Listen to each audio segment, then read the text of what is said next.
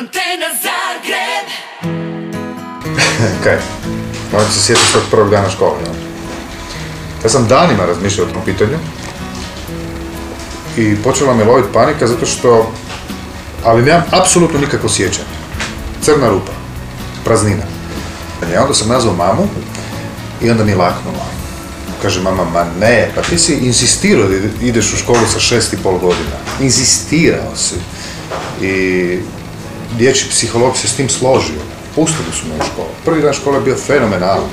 Stariji učenici su pjevali. Sve je bilo lijepo, krasno.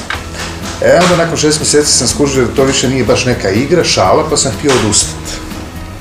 Taj svoj prvi dan škole, ovo je moj stari brat koji je bio priman u pionire, a ja sam onda inzistirao, kao i obično, da se slikam s njim. Rezultat je vidljiv.